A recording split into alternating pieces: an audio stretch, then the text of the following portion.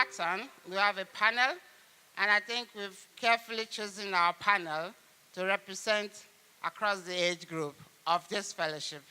And on the panel, we have Mr. Onene Osarola, who is part of the Leeds branch. And Onene will be speaking on the spiritual side of this. And because he started what we call the Excel group in Bridge Community Church, which is one of the largest churches in Leeds, for 9 years now. That has been running, looking after the 16 to 18-year-olds. And some of the people that have gone through that program are probably in the audience in this program. So Onene is by calling, an engineer, and after working in engineering, he was trained to be a maths teacher, and is risen to be deputy head of maths in his school. So there will be a lot of engineering in the talk, I hope. Also on the panel is Mr. Ikena Oparandu.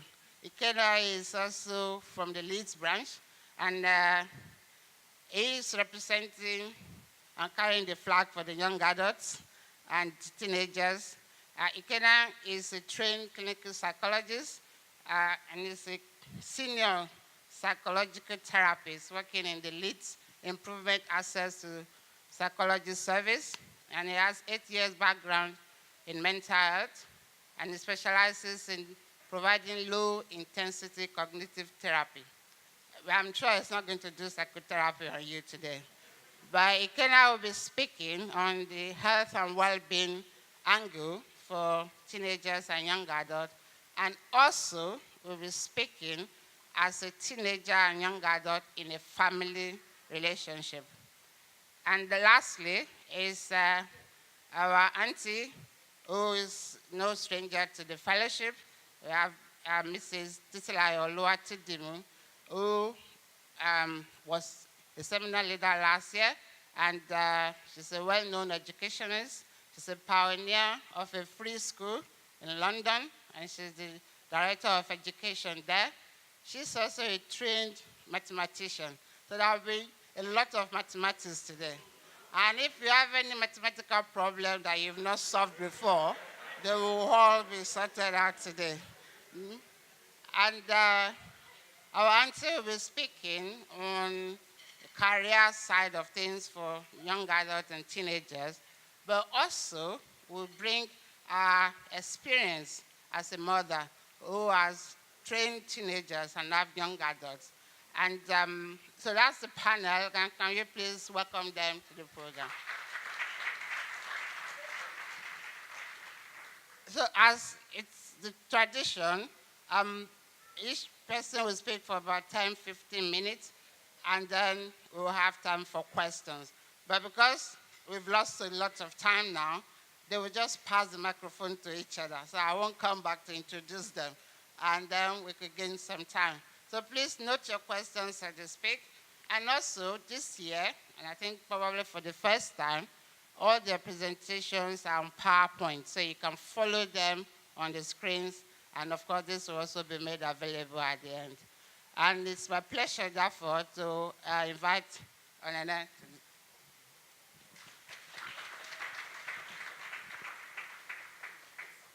All right, thank you very much.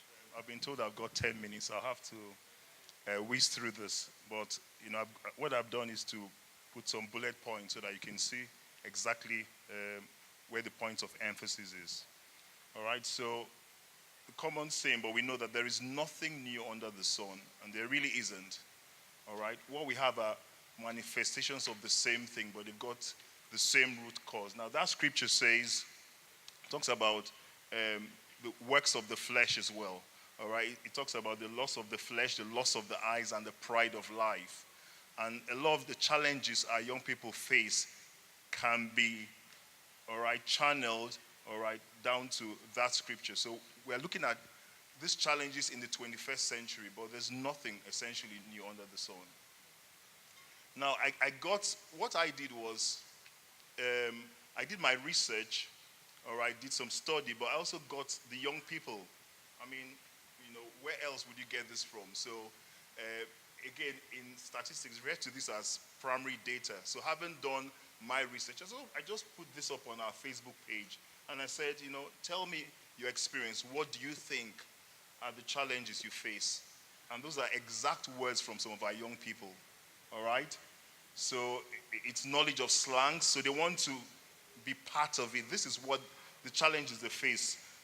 The latest music, they're saying they seem to need to know this thing so that they wouldn't be seen to be out of sync with the others.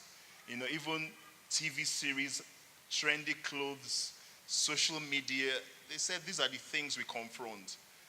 Fear of being called a Bible basher by non-Christian friends. And I felt the third one tied everything up together. It says, fitting in without compromising who you are. And I think we can identify with that even as ourselves, as adults. But that's the way they feel. How do we fit in? We are Christians, but we don't want to stick out like a sore thumb. That's the challenge. How do we stand out from the crowd and yet, not stand out in the wrong sense of it? And that's a struggle they face. Now, the quest for identity, and it's a question as simple as this, yet, is the answer that simple? Who am I? If I ask you that question, who are you? Is it your name? Is it, your race? Is it your culture? Is it your faith? How do you define that? And they're actually asking themselves the same question. Who am I? Again, being recognized and accepted by their peers, it really is a big deal. And we see this, the third bullet point, as toddlers, your children growing up, especially the daughters. My daughter will say to me, Daddy, I love you very much. She loves me, she adores me. And then you notice that gradually there's a shift. All right? So initially it's about validation from their parents, whatever they say, they want to please you. But gradually begin to see that shift. It's about, sorry, she tells you she loves, someone else. I kind of feel, no, come on, no man dare come near you, And that's what happens. So there's a gradual shift. Even at school, we see this when it comes to options and all that. They don't engage with their parents. It's a case of, they ask their friends, what do you want to study? What would you go for? Let's pick the same subjects. All right? It's about their mates and their friends. So that's something we need to look at as well, how we can get some buyback, because there's that gradual shift from us as parents to them, to their peers. Now, I've tried to come up with a few things, and I'm saying that we probably need some more, so a bit of, we probably need some more Christian role models, all right? We know about, Bible characters and all that, but I think they want to see some people, 21st century in their time, people they can relate to, who are believers, who are accessible, successful, and spiritual in the right sense, not being spooky. Our children need to know we're not perfect. They need to know we're not perfect, that we are going through, again, we're on a journey, so we shouldn't make them feel that we got it right all the time. And do we tell them the difficulties we confronted even growing up? I'll come to one of the slides where I said that I saw this cartoon long time ago back home where a son was saying, Dad, every dad says they were top of their class. I wonder who came second. But we know that's not the case. Not everyone was, right up there. But we set them, such high standards that they feel, can we really achieve that? Okay? Again, we've heard this before where, a child, we've heard this saying where a child will say, maybe the bell rings and they say, Dad says I should tell you he's not available or he's not around. Things like that. So, let's be real. Okay, let's be real. Christians aren't second-class citizens. We say it, we are, the earth is the Lord's, the fullness thereof, but we need to match our confession with our attitude as well, because it's as though we're having to apologize to others. But I don't want to mention other faiths, but I think we have an idea of one or two other faiths that have no apologies at all. they come right at your face and they tell you who they are. It's a challenge for us, and our kids see this as well. In church, we can, stand out and tell people who we are, but when we are out there, how do we carry ourselves? I know the society we live essentially is a secular society, and I think it has its challenges because you reflect back where we've come from. And I mean, every bumper sticker is like, it's the in thing to be a Christian in Nigeria. It's like, if you're not one, it's like all isn't well with you, especially in the South anyway. But it's the flip side here. We're having to almost apologize for who we are, and you can't stand your ground. People ask you, your colleagues will tell you how they wasted their lives over the weekend, and ask you, how was your weekend? Oh, it was nice, it was okay. You don't even tell them, well, I went to church, or you have those opportunities, but you almost feel, what do I say? How would they, respond to me? We really need to change. As parents, I'm saying, I think we need to change our attitude, and we need to have that. Remember, the earth is the Lord's and the fullness thereof. Okay? All right. Now, it seemed a lot easier for us parents to make a decision for Christ in a religious society. Again, referring to, to Nigeria, it seemed easier. Many people went to church. They were just saying, it's not just going to church. You need to take this extra step, which is to make a commitment to the Lord. All right? But here it's unpopular, and people come to you and say, are you religious? And for me, I think it gives the opportunity to say. Sorry, it gives the opportunity to say a bit more. All right, not just saying yes or no, because their definition of religious is not my definition. All right, for them, it's about going through the motions. It's about ticking those boxes. All right, and I'm saying I am not religious. Okay, I am a Christian. It's my lifestyle. So I don't do religion. All right, I have a relationship with Jesus Christ. So it's not you switch it on today, or you do this in the morning, I've done this and this, so I'm in the good books of God. No, it's 24/7 for me. So they need to understand the difference between a relationship and religion. And I think that gives us the opportunity. Okay?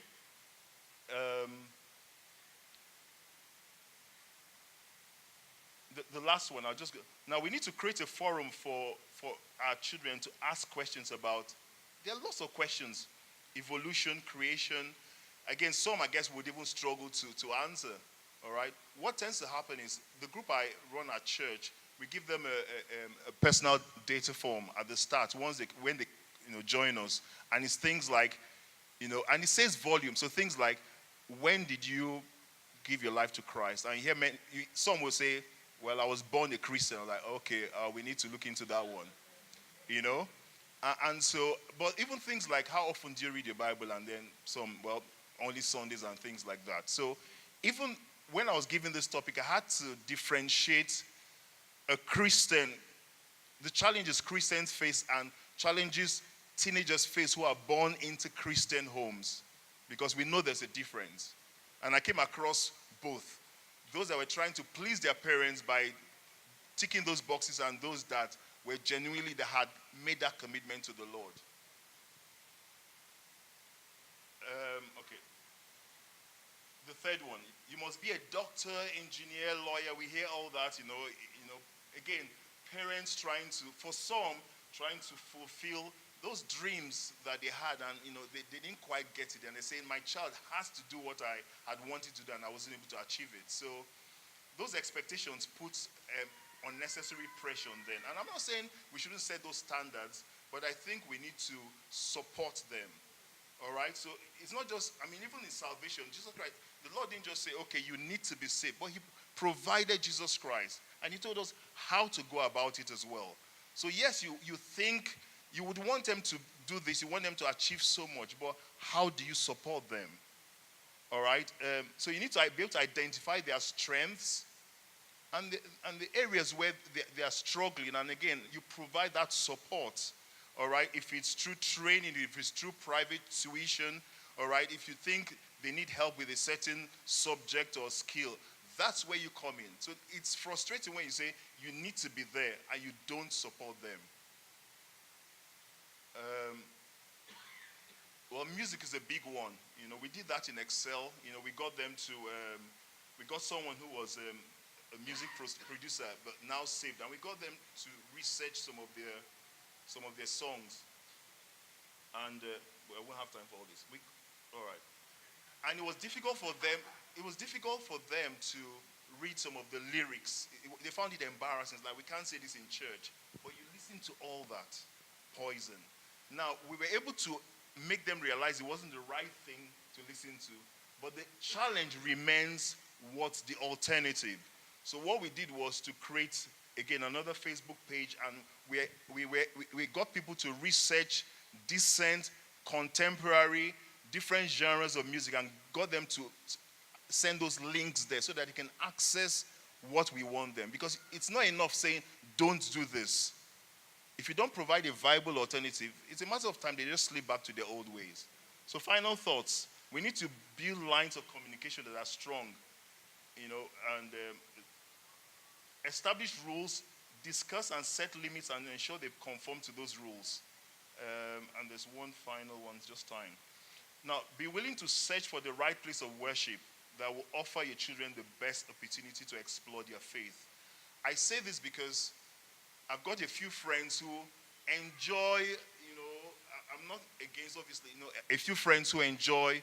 I enjoy, it's nice to be amongst our people and our songs and singing and everything. But as long as your children also benefit from that, because they are raised in a different culture, especially, so I would say go to the youth arm, go to the children, make sure they have the opportunity to explore this faith you're securing, because they aren't securing it.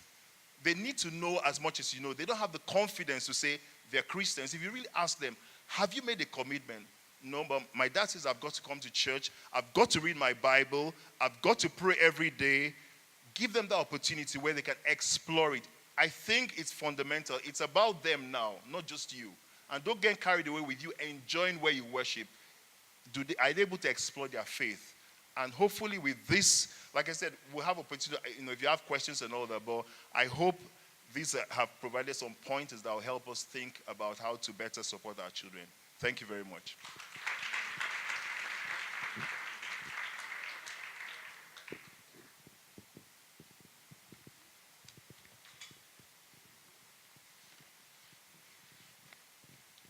Thank you. I'm just going to carry on from where my brother has stopped, but I'm supposed to be looking at challenges facing Christian teenagers and young adults, but particularly in education and their career. It's quite an interesting one, because my brother talked about the question, who am I? That's the identity crisis. The who am I has a lot to do with what the society defines them as. Unfortunately, society defines them as a Generation Z. From my point of view, what I do say to my youngsters, the society may define you as Generation Z, which if I'm reading A to Z, that's the last one. No, you are the race and the future, the beginning for us, so you have a better future. And we need to start helping our youngsters to understand that.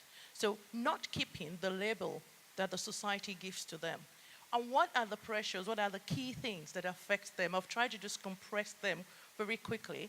There are three key things that challenge our children, both in education and in career. The technology is one. Oh, you can move on. Competition, health, and work-life balance. And I'm so pleased we have someone that's going to talk a little bit more about health. If we're looking at the 21st century and looking at careers, a lot of us sitting here as adults are used to the whole idea of job for life. You train, you went to whatever university, college, I'm going to be a doctor, I'm going to be a lawyer, and so on, and that's your job. However, things have changed. Times have changed. It's no more a common thing to have jobs for life. A career is now defined as a succession of jobs. It doesn't matter which one it is, but it has three key things that you need to keep looking for. You're looking at the skills, the knowledge, and the experience that you're getting. I try and break it down for youngsters, and I just call it simply the big ask, ASK. For Christians, read Matthew. But for youngsters, when we're looking at careers, we look at the big three ask. The attitude with which you go to that work, the attitude that you display, and the S, which is the skills which you need to pick up. Different jobs will provide you with different skills. And of course, the knowledge. Don't wait for for someone to tell you when it's time for you to learn something else. You've got to learn when you need extra training. I will look into that in a few minutes. Thank you. Right, the progression on CV, it's very common here when children are looking for jobs and young adults to look at the CV. CV is now a very interesting thing for us to work with. When we look at your CV, this is the funny pattern that it takes. You start off with, if you look at your CV, it's a mixture of your education, your employment. You go to the first job. So your first CV gets you your first job. And in that job, you're gaining experience. You're picking up some skills. What I would normally say, and I'm really sending this out to our youngsters, at any job, and even for adults, keep records of the skills that you're picking up. Be aware of what you didn't have before you came there. Because a few months, a few years down the line, you may need to change things. And if you're not aware of what you've done and you haven't kept records, you may forget or you may lose out. So your CV starts with the first job. And in that first job, you gain experience, you gain skills, then you move on to the next job. And the same thing happens. So much so that later on, your CV now becomes a chain of jobs. So when we're looking at the CV, we're looking at what are your skills, what are your experiences, what do you bring on board. So in other words, it's no more jobs. Careers are now chains of skills, experience, and it then is now what we call career. Now, in the 21st century, can we move on to the next one, please? In the 21st century, for you to get a good CV and be able to say to yourself, you've got a career, you need to start looking at training. Training is not what your organization provides. I'm a teacher, and it's very common, CPD, and teachers are waiting for you to dish out the next CPD, or they find something and then they pick up a CPD. That's a waste of time. What you need to do is to know where your own weaknesses are and have an idea where you're going. And I'm really grateful to God. We're sitting here within a Christian organization and we're talking about setting our faces as a Flint. Where is the target that God has set you? What is the position? What is the outlook that God has given you? So don't wait for your bosses or your organization. So there is an opening here. We want our youngsters in the 21st century to be able to decide, I need XYZ training. This is a skill that I'm not too good at, so I will look for. And believe me, the technology we have these days, you can learn almost anything. You can find and fish out any form of training. So the key thing is to encourage young people to find their weaknesses, have a future plan, and go for it. Not wait for the organizations to help them. Now, it's very common, I start a job, in another few years I have a promotion and I'm moving up the ladder. Depending on your profession, depending on which job you're in, it's very common that people are running the rat race. To be honest, run the rat race as fast as you can. You're still a rat. So you've got to be careful. Are you called to be a rat? Or are you called to make a difference? If you're called to be a rat, then I have no problem. Just keep running as a rat. One day the rat will stop. And it hasn't moved from where it is. But if you're called to make a difference, what you need to realize is for each job, there's something that you need to do to move up. But please don't keep going only for the corporate ladder. Because at the end of the corporate ladder, I have not yet found, and I've done a bit of research and I've spoken to people, I haven't found one person that dies and say, oh, how I missed my job. You won't miss the job. The point I'm trying to make is this. Your corporate ladder is not your all in all. Get fulfillment in doing what God has called you to do. Not so much, I need to get to that top because my boss wants me to get to the next corporate ladder. And interestingly, we don't need to go down that route. A lot of you would have experienced, while you're climbing that corporate ladder, there are people who are chopping down the ladder. Can you trust those people? The answer is no. So you need to trust the person, your creator, who doesn't work just by corporate ladder. So get your fulfillment in making sure that whatever it is you're doing, it has a purpose. And what I tend to say to young people, are you doing the job because you're getting satisfaction? because your faith value is being played out through that job. So it's not just, I've got to get to the top. It's, I've got to fulfill my destiny. I've got to be a blessing to other people. Do you know you get more fulfillment in helping others than getting a title? And there are a lot of jobs that you can do that you don't need a title for. So many of them in the 21st century, we're looking at the portfolio. We now have a system in this 21st century where you can combine so many jobs.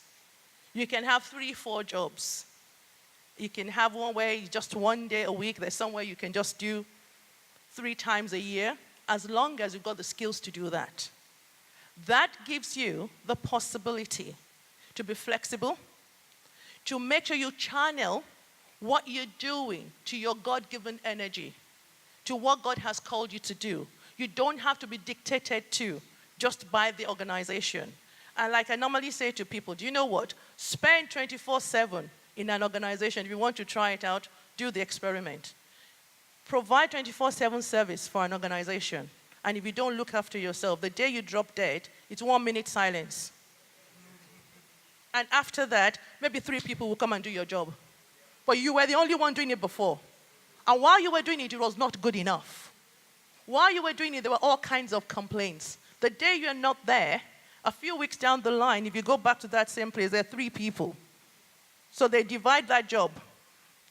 So that means that you were working for 3 people. Anyway, we'll leave that. So in terms of 21st century career, I'm going to run through very quickly. These are the key characteristics. For the 21st century career, we're looking for more meaning from work. And as children of God, I think that's even more pertinent to us than to just anybody. Let's get a meaning for our jobs. What is the purpose? I strongly believe that none of us is in any job, or even on planet Earth, by accident. So what has God called you to do? And God has called you to do something because your career success should be equivalent to your personal satisfaction through Christ.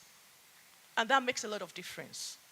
Because we do have this conversation, and I'm sure there are some teachers here, how it's a baffling thought for us that you have some people at the top of the education system who can open their mouth to give me a phrase, I hate children. I don't understand it, and I don't think I will ever understand it. But the point I'm making is that as Christians, we owe it to God that whatever it is we're doing in our careers, particularly now, to make sure that what we're doing is what pleases God, not just something that we're running after. In the 21st century, the excitement is this: there are gaps. I say to children, some of them are doing jobs that when they were born, we didn't dream would ever exist. There are professions now that years ago, I never knew about it. Web designer, blogger. What are you blogging? When we were in school, we didn't know what was blogging and we didn't know how to blog.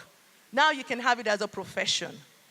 And what we need to do then is to give our youngsters the skills to be confident in themselves, know what skills they have, and be able to identify gaps within the society. And when they identify those gaps, to walk into it boldly, confidently, and with God. Like we say, we've got to put our faith into practice. With God, all things are possible. Give them the right training, give them the right backing, and let's always be their first and foremost cheerleaders, because we are the ones that can tell them the truth. But please, don't make them look like those that go on Britain's Got Talent, but have absolutely no talent. And they're simply being disgraced and being watched by the whole society. I sometimes think, well, didn't you have anybody at home to tell you you can't sing? Why are you there? Right. So, in this 21st century, with our youngsters, there is flexibility. Flexibility in terms of geographical location. We now have jobs that I don't have to be geographically at that location before I can get the job done. I can sit on iPhone, iPad, and I pay for it, job, and still get it done. So the key thing is making sure that they're flexible enough. And we're saying this because for a lot of us, we come from the background where things were pretty rigid. It's not our fault. That's the society where we lived in. That's the culture that we had. But we're now in a situation where things are changing. And they no longer have a career for a lifetime. It's more the skills, the experience, the attitude that they have. And there's some really, really good advantages that we can have. Our youngsters now can choose what they will do. They can create their own jobs. The key thing is, like I said, find the gaps, make up your mind. What is it that you want to do? How much time do you want to devote to it? And create the job. By God's grace, some of us have been able to write our own job applications, or rather job descriptions, because the organization did not know that they needed that skill. So I write it out for them. And you just say, well, okay, because I'm going to spend X number of hours on it, and because it's a really, really important position for this organization to survive, here is my job description and here is my salary.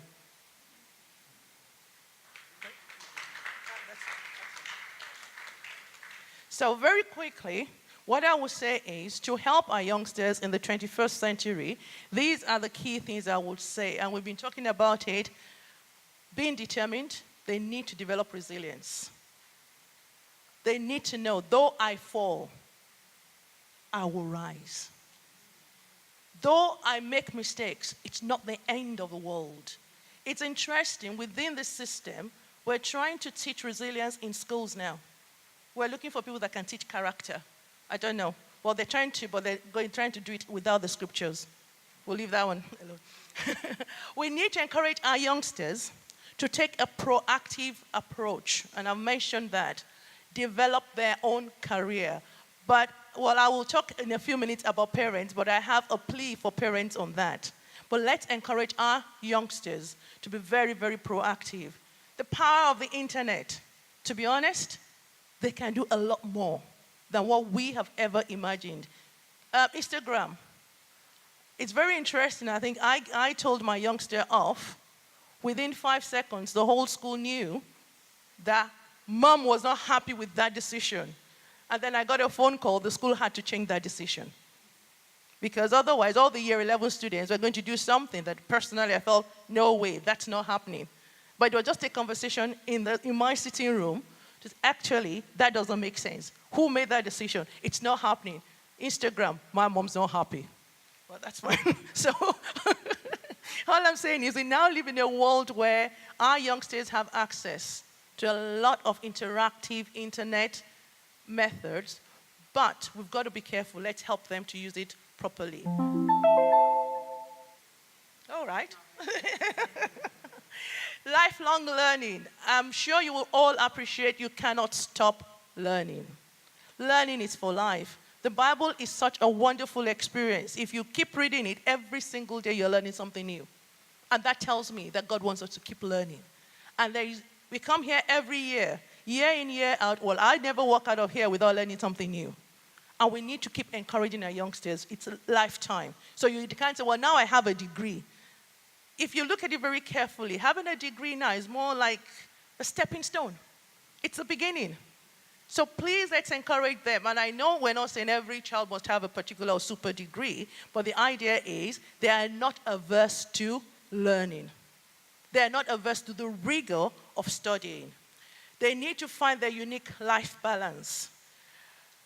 Therefore, in the 21st century, for our youngsters to be successful, resilience has to be there. Teach them. Allow them to fail, sometimes deliberately. You know, like the eagle that throws the youngsters out, but you have a cushion under. Be prepared to throw out that cushion for them when they're falling out and they can't flap their wings anymore. But allow them to experience the failure, but be there to support them. Let them be proactive. They need to create excellent self-image. And that self-image is something that they're confident in themselves. And we as parents, we as an organization, for which I'm forever grateful to OFNC, for the aspect and the way they support our youngsters. That identity is crucial. And finally, we're looking at setting our faces like a flint. Well, welcome to the DFS world. The DFS world is simply this: be determined, be focused, and be sharp. If you're going to be determined, you know who you are, you know what God has set before you. Focused, you set your face. Nothing is going to stop me. There'll be challenges, there'll be ups and downs, but though I fall, I will rise again. And being sharp. Train yourself. Read. Let them look at you sometimes and say, hold on, how many PhDs do you have? Say, no, I don't have to have PhD. I have Christ HD inside me. Amen.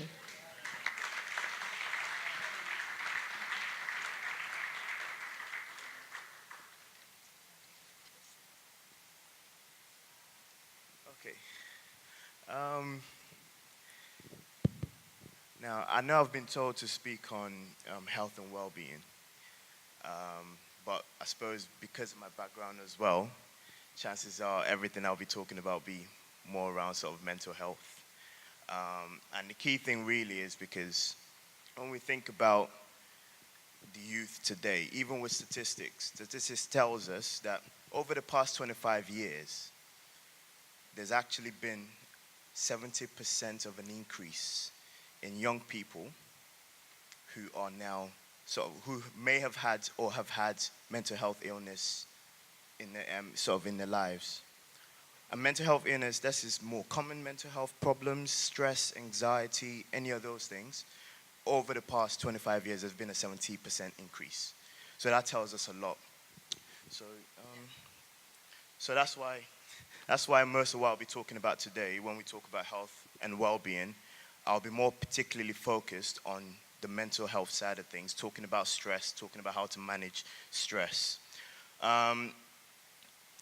Now, one very a very interesting thing that's come out from a survey that was done last year was that children are becoming more reluctant to talk to their parents, to talk to people about how they feel.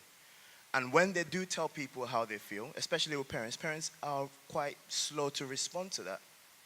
And because that's happening, children then feel like they are on their own. They feel like they have to do it on their own. And they go out seeking for advice in other places where they might not get the best advice. And a research from Young Minds identified one key thing that tends to happen, that exams are one of the major triggers for stress and mental health difficulties amongst young people in Britain. And also, I'd say generally all over the world, really. Because usually, and you did touch up on that, schools will tell you, you have to do this exam, it's your last chance to do it. No resits, so if you do resits, it's capped at 40%, and you have to basically do the best because that's your last chance, and that will determine your future. And then parents would latch onto that anxiety and push their children to do the best they can, because to them, that child is basically an indication of their own value. So they look at a child and they're like, my child got an A star. I did the work that got them to get the A star. You know? And that also leads to us actually not really putting that much effort into looking after the youth. And in other words, that ends up contributing to them feeling like they have to do it all on their own. So given that I've given a bit of an insight into what I'll be talking about, I'll just go into stress, explaining what stress is. And further from that, I'll be talking about some of the key tips. Not key tips per se, but some of the small things that we can start doing, not just for our young people, but for every one of us here, parents, because everybody does experience stress. So some of the key things that we can start doing to help us manage stress. Mind you, I didn't say get rid of stress, because stress, you can never get rid of it. Life is already stressful as it is. So you're looking at how you can manage and reduce the level of stress that you feel. So stress is basically our emotional and physical response to pressure. Okay, so usually if you notice, when you feel that there are too many demands on you, too much demands, and you have too few resources to cope with those demands, the next thing you feel is pressure. You feel stress. And that's normal. An actual fact is it can actually be helpful, because you hear people who say, I do well under pressure. You know, stress actually wakes you up. It tells you there's this thing that you have to do, and you need to do it. So get on with it. And oftentimes, that's good. If you continue living in that kind of situation, then it might have some adverse consequences. But in effect, it's actually a very helpful response. So some of the demands that young people may experience will be demands such as sort of life events, for example. You might have situations where people are finding it difficult to make friends, or they're losing friends, or it could be around work, it could be exams, job interviews, difficulties in their home life, or even more so, the demands they place on themselves. And that's usually sort of a representation of the home as well. You know, the representation of their environment, their peers, the kind of information that they get that makes them feel like I have to be able to accomplish X, Y, and Z. So that means that they then put a lot of pressure on themselves or expect a lot from themselves to be able to please the people that they classify as their influencers. So those could be the demands, but a lot of the times what we do not understand is that the situation that we find ourselves in isn't really what's causing the stress. It's the way we perceive the situation that determines how we feel. So somebody might be going for a job interview and they're like, yeah, it's a job interview. I'll go in there, do what I do, and I'll come back, and whatever happens, happens. Somebody else will go for the same job interview, and it means the world to them. They have to do it. And they feel like if I don't do it, what will my friends say? What will my father say? What will my mother say? So to them, they feel like the job interview means a lot to them, and the way they perceive that job interview depends or determines how they feel. So if we then start having negative thoughts towards a particular situation, it could then lead to negative emotions. So if we find ourselves in a situation where we're thinking, I can't cope, tomorrow is going to be a terrible day, I can't get anything right, then of course, facing that situation, you will feel some level of stress. If also, that goes without saying that when we find ourselves sort of constantly worrying about things that we have no control over, that in itself would also lead to stress as well. When we experience stress, a lot of how we find out that we are stressed is basically our body tells us. Okay, because generally, when it comes to stress, when it comes to anxiety, it's all physical. The stress basically is the body's way to tell you that something is not right, or to tell you that you've already identified an issue, and I'm trying to help you get rid of that issue. So what the body does is, the moment it detects that something is not comfortable for you, it gives you a whole surge of adrenaline. And that adrenaline is basically what you feel as stress. That's what you feel as being anxious, feeling nervous. And basically what the adrenaline is there for is to tell you, Ikenna, get up and do what you've got to do. Get rid of this situation. And that's why I said earlier about stress being helpful, because then it can force you into action. But what you do notice when you start feeling stressed is you start feeling your heart racing, breathing faster, tense muscles, hot, sweaty, difficulty concentrating and being forgetful sometimes.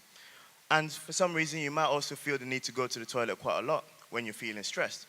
This is basically the body basically telling you you need to get up and do something about the situation. These symptoms are not dangerous in the slightest. They are just normal symptoms of stress. You'll get the same feelings if you're about to get ready for an athletic sort of event. You'll get the same symptoms as well. But the only thing is, obviously, if you continue to get these symptoms and you don't do anything about them, and this becomes a 24-hour sort of event for you, then there might be some short-term and long-term sort of consequences for that. So, for example, if you're constantly feeling stressed and tense all the time, you might find it difficult to sleep.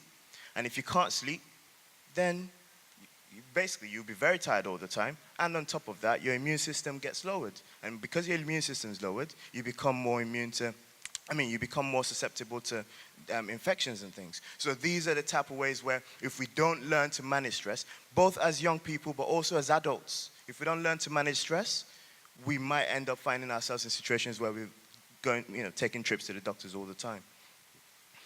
So, 5 minutes, wow.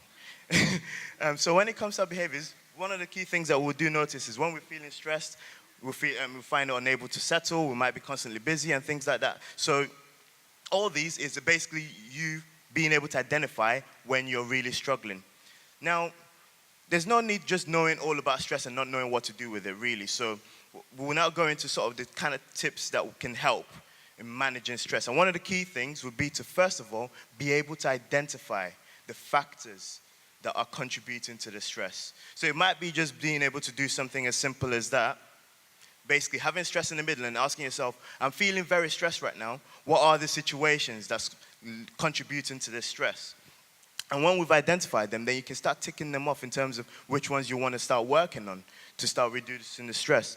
But one of the key things I'll tell us is we need to learn to start making time for ourselves. Already we live in a life where, especially in our society at the moment, it's all capitalism. Everybody's just running to make that money and to provide for everyone. And that's all well and good. That's still part of life as we know it. But we need to find time for ourselves. It might be just engaging in activities that bring us a sense of rest, pleasure, things that are meaningful to us outside of our normal work life.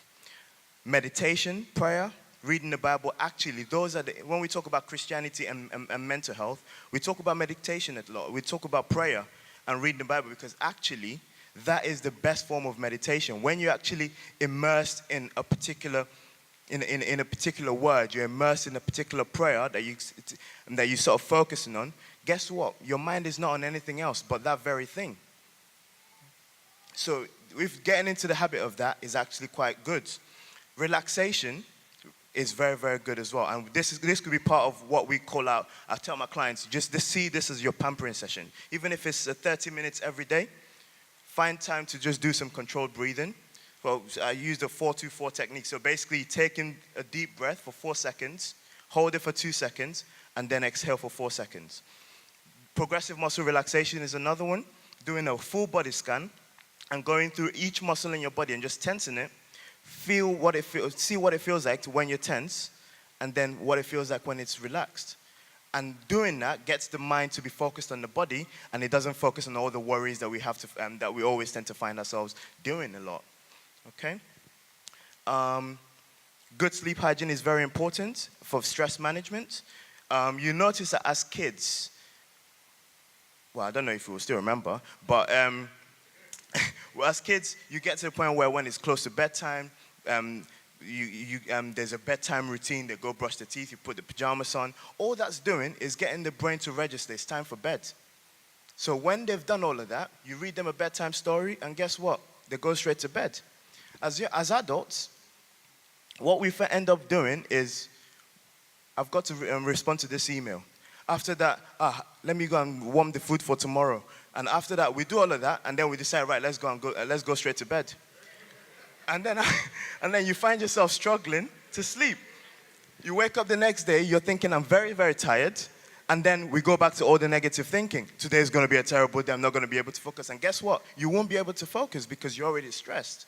So if we can get to start having better sleep hygiene, that would be good. Exercise is also a very, very good thing to do, to engage in. Eating a healthy, balanced diet is quite good, especially if we can try and now this is very difficult, I can guarantee you that, but trying to not eat as much fatty foods and sugary foods, because that leads to a spike in the blood sugar, which in actual fact can mimic symptoms of stress and symptoms of anxiety because you're constantly stimulated. That goes without saying. Drinking less caffeine as well also helps. So those are the kind of key things that we can do. Also, more importantly, given that our stress usually is triggered by the way we think, we need to learn to start challenging some of our thoughts. When we find ourselves really, really stressed, one of the key things we should be asking ourselves, and this is more so for the young people as well, one of the key things we need to be asking ourselves is, what am I reacting to? Especially if you've identified the factors that are contributing to the stress. What exactly is it about this situation that I'm reacting to? Whatever I'm thinking, is it fact or is it opinion? Reason being because all our thoughts really are opinions. Nothing about what we think is factual. Because what that means is, because you can show somebody something, ask them what they think of it, ask somebody else what they think of it, they might give you something totally different. So if that means, if what we're thinking is just our opinion, then if it's negative, you can change it. Okay? Ask yourself, am I underestimating my ability to cope? Or even so, am I overestimating whatever the situation is? And also, if you find yourself really struggling and you're telling yourself so many negative things, ask yourself, what advice would I give to a friend who's thinking exactly the same way? Reason being because we're so good being the perfect friend, being the most compassionate friend to our friend who's in need. but then we don't do that for ourselves. So we give the best advice, but we don't follow the same advice. So ask yourself, what would I say to a friend? And whatever you say to a friend, tell that to yourself. Okay? And also, very important, worry management. It's just about being able to, when you find yourself worrying too much about, too excessively about things that you have no control over, worst case scenario, what if this happens, what if that happens, what if the light don't turn on, what if this, and when you find yourself doing that, be able to just press a pause button and ask yourself, what's this worry, and can I do anything about it? If I can, make a plan. If I can't, let it go, and then move on, okay? And just because of time, I just have to whiz through this. Not only is it that we need to be able to be mindful of the kind of things that our young people are going through, be mindful of when they're being stressed, but we also need to be there for support as well. Be attentive and responsive to when we notice them exhibiting some symptoms. For example, if they're constantly irritable, if they're struggling to concentrate, always nervous, fidgety, restless, find them avoiding doing things, that's an indication that they might be anxious, they might be stressed. And at that point, that's the time to step in, because actually, and in my service, the whole reason why our service was set up was to pick up people who are at the very start of feeling stressed. If you're already well in, the therapy that you might have to receive ends up being up to about 20 sessions. If we can get them early, you get 4 to 6 sessions and they feel better. So if we can identify that, then that's quite helpful, because then you can then find out what the needs are and how you can help manage those needs, and also learn how to sort of suggest to see a GP. Yes, it's good to offer prayer and sort of go to the pastor and let the pastor pray for you, but also it's good to get the physical needs sorted as well. Be able to go to the GP, be able to also request for help if you need, in terms of getting some therapy if necessary. But really, stress management, you can manage that just from word of mouth, but also some self-help booklets around. And that's something that we should be very confident being able to talk to our children about, our young people about, that when you feel stressed, there's help out there. Okay? And that's, hopefully, if that wasn't too quick, that sort of summarizes everything. And if there's any questions, then please do feel free to ask. Thank you.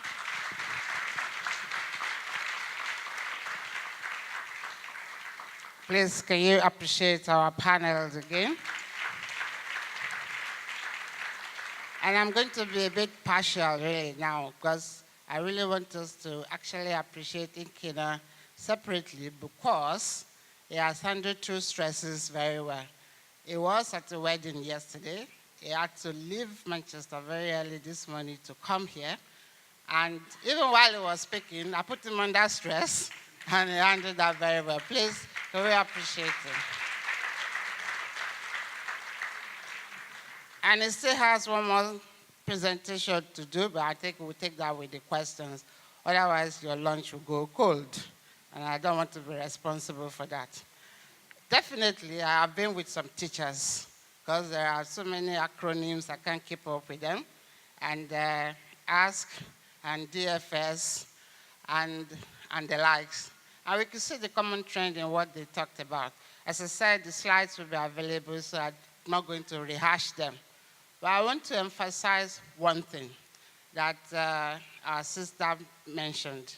The ASK is attitude, skills, and knowledge. On Friday, before I came, or we came as a family, I did an interview for a senior post for 2 people.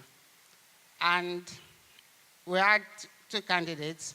One was far more experienced and far more skillful in the job, and the other less so. But we offered the job to the less experienced and less skillful person because he demonstrated an attitude of somebody coming to learn, coming to offer service to us. Whereas the other person demonstrated an attitude of, I'm coming to sort you out. She lost the job with the first and the last question. Because we said, gave a presentation, what are the challenges of this role? And she just spoke about what we were doing wrong in our department that she was coming to. Whereas the other candidate identified the challenges of the role for himself and provide solutions or at least suggestion of how to manage them. And on the last question was, what will you do in the first 3 months in this job? And she said, I'll come and sort out your EP, and I will do this, and I will do that. Whereas the other guy said, I'll come and understand the department. I'll see how I will buy confidence, how I will appeal to the doctors, because it's a scientist's job. Because this role, they are taking the job of the doctors. And so I will see how I will appeal to them. And even though we had 2 jobs, we only offered one, because I said, if I'm head of this department, she's not coming here, because she is trouble. So attitude tops your skills. Attitude tops your experience. If you have the wrong attitude, you won't get the job. So ask, but please, attitude. And that is, we have a role in that, all of us. Teenagers and young adults, please develop the right attitude. And parents, let us help them to develop the right attitudes. So we will open this up for questions and comments. And as I said, we're really going close to our lunchtime, but we'll take some questions and comments.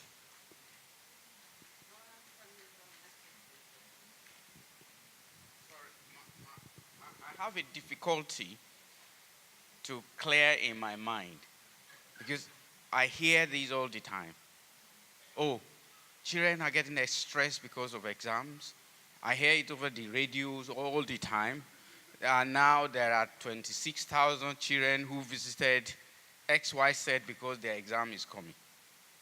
I think we should tell them, get real. That is life.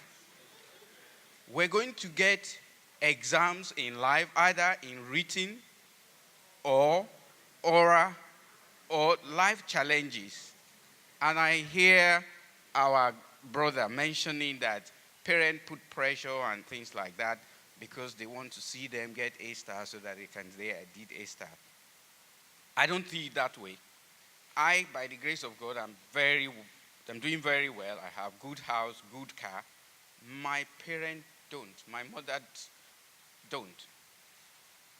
And I will remember them as a good child to support them, but after I've sorted myself out. So if I am telling my daughters to do well, it's not because of me. It's because of them. It's because they can stand and face life in the real way. All this cocoon that we are putting around them, I personally disagree with it. So I don't know whether I'm being unrealistic or whether I'm being...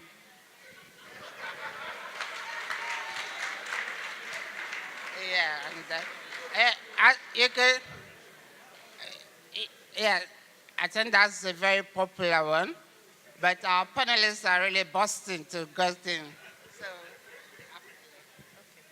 Right, I would like to take the request both from a parent's point of view as well as from a teacher's point of view.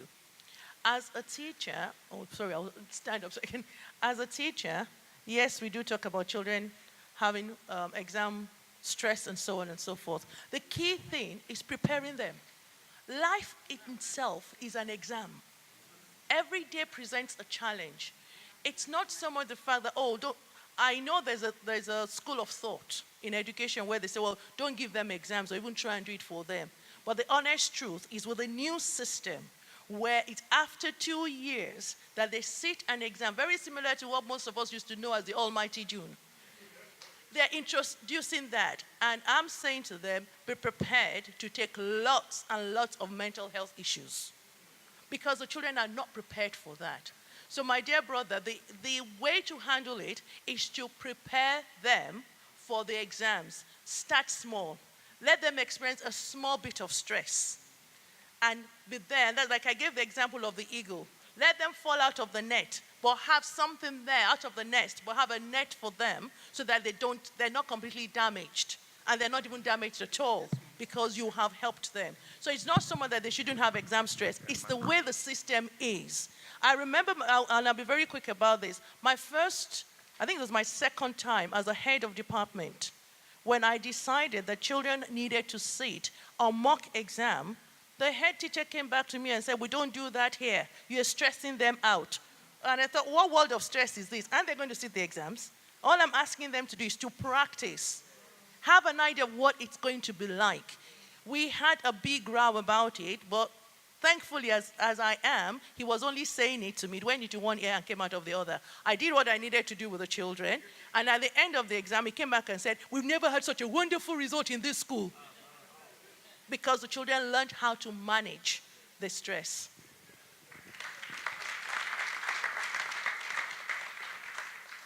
Actually, you've covered most of the things I was going to say as well on that. Because the key thing with exams and the stress that it brings really is the lack of preparation usually that ends up going into it. And then as the young person, you're about to go into doing your GCSEs, you might have about 16 subjects you're about to do. And everything that the school has been banging on about is this GCSE, that's the only way you get into uni. I was told I needed a B for maths, and they were banging on it that I needed this B. I didn't get the B, but I'm where I am today. But the narrative back then was, if you don't get this B, forget about it.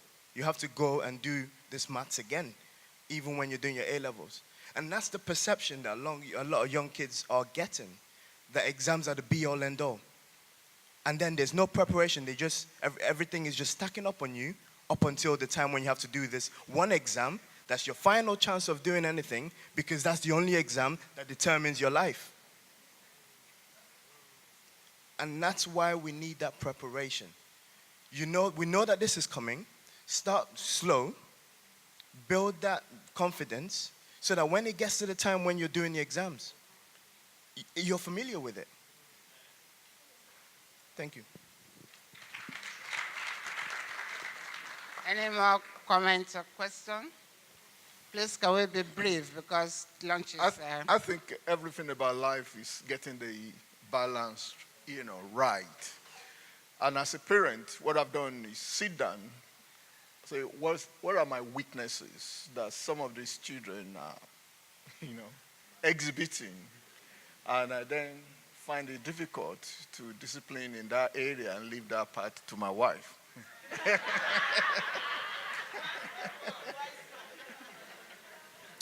But about the life career, I think as Nigerian parents, we should calm down. It's all... Come forward. Yeah. It's all about their life. We all have intrinsic ego that we want to portray. There's nothing wrong if they become doctors. There's nothing wrong if they become professors at 21. There's absolutely nothing wrong. But are they able? That is what we should check out. Is it their ability? I believe that sometimes we do stress them. And we don't know that we are stressing them because we are stressed ourselves that if they fail, we think we are the one who has failed. If your children fail, it's one of those things in life. Teach them that that is not the end of life. But if they are indolently lazy, then you tell them there are two things in life. You either work hard now and have some rest later on, or play now and you work hard later on. You cannot have it two ways. The dough that you want to depend upon will not provide you the things that you want in life. So life is about choice. So do not blame anybody in future if things fail. Sorry. Thank you. Thank you very much. Most of the people that have spoken very wisely. This is a subject that is very, very personal for me because I actually hate the term stress. I hate that word. I believe that in life there are pressures that we face. But when we begin to internalize those pressures, we begin to feel stressed. So I think my brother's right on when he said that it all depends on how we perceive the problem, your perception. And I think most times in life, the Bible says there's a time for everything. When you don't do the right thing at the right time, then the pressure becomes a stress. So life is full of pressures. There's all kinds of pressures. But the pressure does not have to become a stress unless you internalize the pressure, which you do when you don't do the right thing at the right time.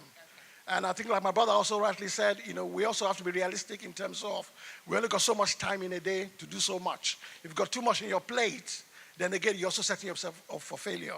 So I think, a little bit of wisdom, in all these things. God bless. God bless. Yeah, please. Oh, want some of our young people to speak, please. And brother, there's a hand there. I was just told I'm not a young person, so. I just wanted to say thank you for hosting this symposium. I really appreciate it. Listening as a young adult now, I'm out of academia, but a lot of what the panel had to say is reflective of my kind of childhood experience. And I just want to firstly thank our parents because I guess I got the tough love side of things, but it does made me a resilient adult. I think what I recognize is that it's really important for all of the mums and dads here to hear what the panelists are saying and to understand that the environment that your kids are growing up in is significantly different to what you grew up in. So the things that you don't consider as stresses for them now. So it's important to be flexible and adaptive to have well-rounded children in this environment. It's different. It doesn't mirror Nigeria. It doesn't mirror that. It's so much more different. And it's important to take on board what's been said here by the panelists, to listen to your children, to understand that kids learn differently, and what's good for the geese is not necessarily good for the gander. And also, I guess the most important thing is that you want your kids to be able to talk to you and for you to be approachable. And that can only be done if you seem like you're responding and you're changing and you're listening. And that's what I would appeal to parents. So a lot of what was said today was so valid, and I would have appreciated that, but I'm an adult now, so I can only just imbibe that onto my kids in the future. Thank you. Just a question to the panel, and it's regarding like how to identify the areas that your children are focusing on, which are good. So when I was young, it was considered like very, very bad to play games a lot. It's like you're wasting your time, you're wasting your life. Like fast forward to my age now, and I see millionaires and I see competitions for gamers, for people who have been playing games since they were kids and are now earning a lot of money from that industry. So at the time, what was seen as a waste of time for me, if we could go back 10 years, my parents would probably be saying, Ifyok, play more games, focus more on Halo, improve your technique. And so the question is, how do we identify the areas that the children are focusing on, which are going to blow up into big areas in the future? And my second point as well just addresses what we were talking about earlier. So that was my first question. This is the second thing. In terms of when we were growing up as well, exams were stressful, but would you say that the scope and the increased visibility around how people are doing, so we have Twitter to share things, Instagram to share things, does that increase the stress? Does that make it harder for children to cope with failure? So those two questions. Okay.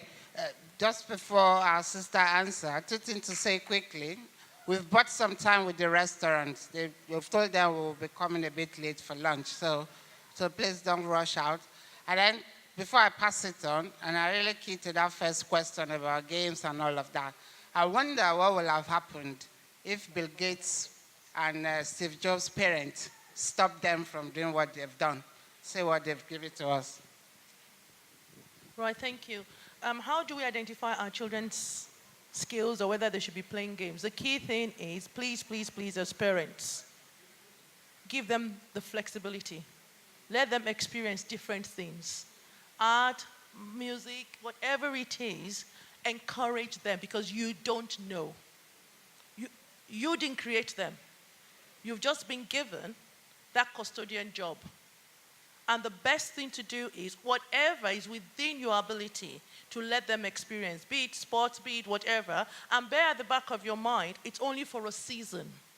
Because it can be very stressful as a parent, very discouraging when you're running taxi service up and down, and you're putting together every penny you have to pay one music teacher, pay one that there, and then halfway through they tell you we don't want to do it again. That can be really discouraging for parents. And there are times when you're tearing your hair out to say, I'm working so hard to try and get you these skills, and you're not showing enough ability. And please bear with us, because the Bible talks about every child being fearfully and wonderfully made. You cannot, and I haven't seen it, you don't have two children who are the same. They're brought up in the same home. You use the same method and they turn out so differently. So it's really listening to God to find out what is it that they can do. And the best thing to do is start them off early. So is there netball opportunities? Please take them. Is there a summer club somewhere where they're singing and dancing? Allow them to sing and dance. That won't stop them from being brilliant tomorrow. If it's games, because what then happens is as they try those things, you will see the ones that they're very good at. And you need to be the champion to keep encouraging them. I'll give you an example. You have a child who decides, well, you've been paying money for music practice and he's not practicing. So the teacher keeps nagging you because the child is not practicing. But then the teacher finds out that even your child that does not practice is doing 10 times better than the children that are practicing. Then you have to, with God's grace, keep at it, keep encouraging that child. I have some examples. They are now playing a Royal Albert Hall, the one that didn't even want to practice. But it takes time. So what I'm saying is, how do you identify? Give them a broad experience. Keep encouraging them. And whenever you see any aspect where they're succeeding, be their champions. Encourage them. Sing their praise. And sometimes at your own sacrifice. And then the second part of the question about exams, which I'll let my brother answer it as well, because he's on the forefront as a teacher as well. Has Twitter put in more pressure on us? Yes. Exam stress has become more for a number of reasons. And like I said, before they finish something in the classroom, they're tweeting it all over the place. There is this competition which has, in the last 5 years, I would say, has seriously increased with our teenagers. There's a competition to be the best dressed, to be the best this, to be the best that. Something happens, they know about it within a few seconds. So that the ones that are not at the extremes feel lost. We call them the invisible children. Because you get to know of the ones that are doing really well, or they're social media people, and then you hear a lot of news about the horrible ones, the child killers and the horrible stories.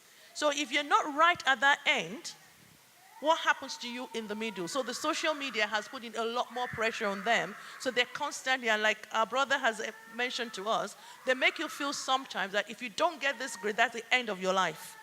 We've got to be careful. Exam is not the all in all. It's good to be academic, but we want to raise rounded children, not the ones that are useless to the society because they're so brilliant, but spiritually helpless.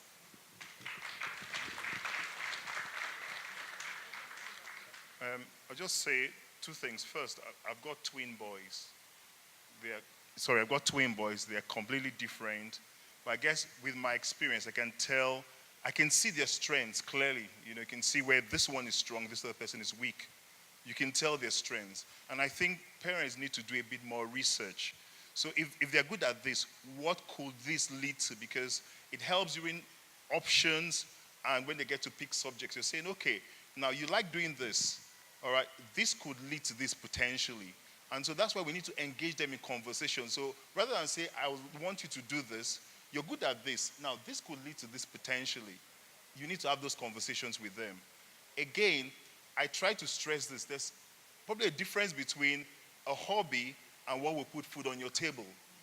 And sometimes you need to tell them, look, I can encourage this, and you could do this on the side whilst you get on with this, and someday this can translate to this.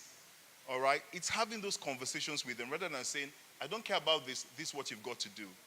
Now, I just said to them on the panel, the new exams have just taken place, the maths exams. My school actually did better. In fact, we've had our best result this year. But guess what? New system, no past papers. The exams are right at the end like we used to do back at home. And they did it better than we've ever done before. So they can do it, but we had to prepare them. It's all about preparation. So if we do that on time, give them the support. I do a bit of tuition. My wife will know that. All of them got what we call 8s and 9s, so A's and A stars. But it's parents saying, oh, they need a bit more help here. So can you support them?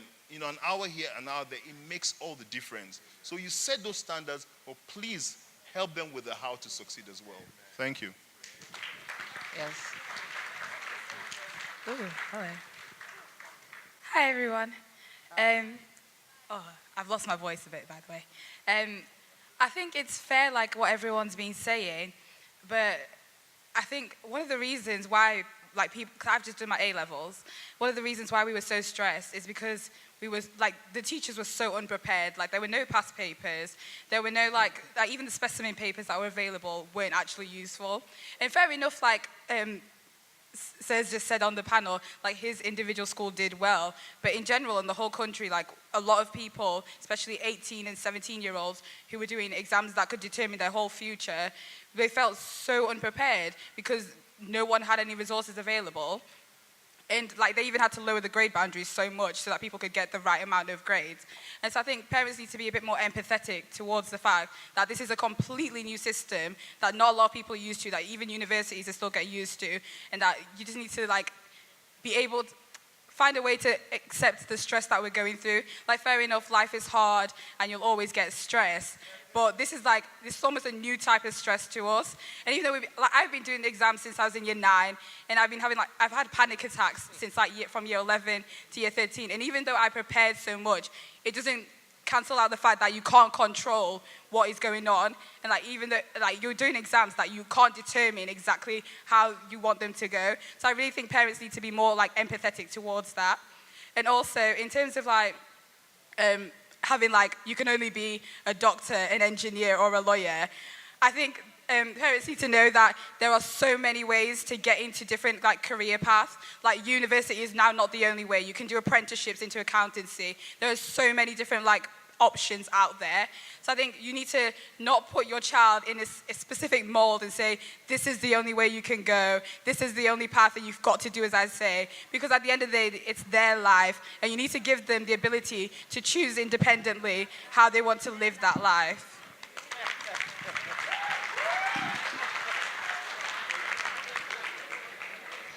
That was very popular. So we have one more. Sister Michelle. Yes. Can we have it here, please? Please, yeah. So, no, where? Yes. And I think we'll have to round up because otherwise. Thank you very much. Well, I would like to start by saying that I have 3 children, 38, 34, and 30. When they were growing up, I was like, oh, the first one would be a doctor by the grace of God. The other one would be a pilot. And the third one, a basketballer.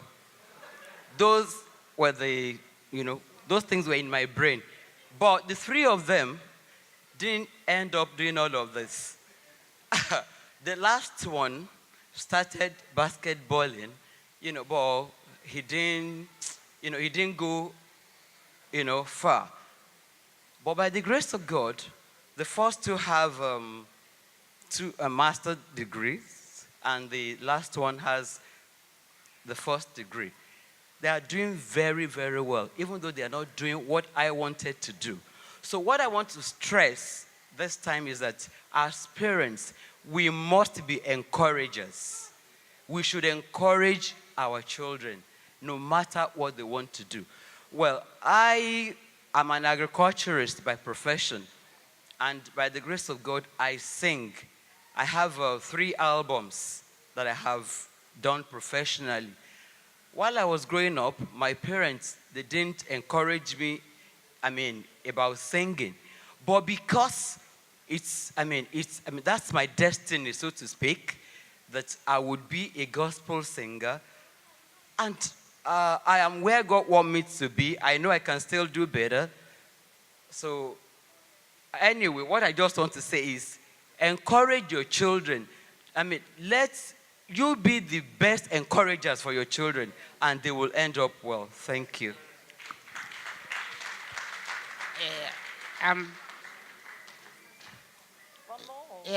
We really need to stop this.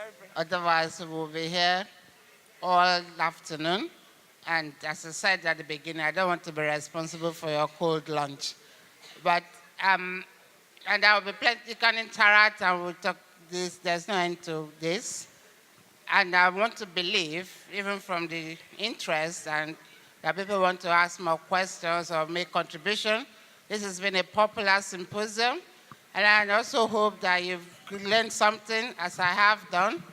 And I just want to finish that when people will talk about this and that, in these days that footballers are signed for £200 million, I think I'll be ready to take my son anywhere if he wants to play football. Because I would like to retire early and be his manager. So, and then to say finally, please, you see, we talked about reading and all we need to do. The Bible is our source, but there are other literature that we can read. And looking at all these presentations today, I found a common theme in all of them. Who am I? What's my identity? How do I career progression? Stress and how you deal with stress. Being proactive, being determined, being focused. And one book came to my mind. I'm sure people in the audience could have read it, but if you have not, I want to recommend it. It's called 7 Habits of Highly Effective People by Steve Covey. And Steve Covey was a Christian. He died last year or 2 years ago. So a lot of what has been mentioned today, you will find in that book and how you relate to them. So for those interested, you can check it out. I want us to end in prayer, and please, if we bow our heads. Father, we thank you for who you have made us to be. I will thank you for this weekend that we have come apart to you, and the way you are showing us how to set our face like a flint and to be determined, focused Christians. And we pray, God, for everyone, children, youth, young adults, and adults, that, God, you continue to guide and direct us. You continue to show us the path to go. And you continue to lead us in the way we should bring up the children and young adults, and the way we parents set examples and role models for them. We ask this in Jesus' name.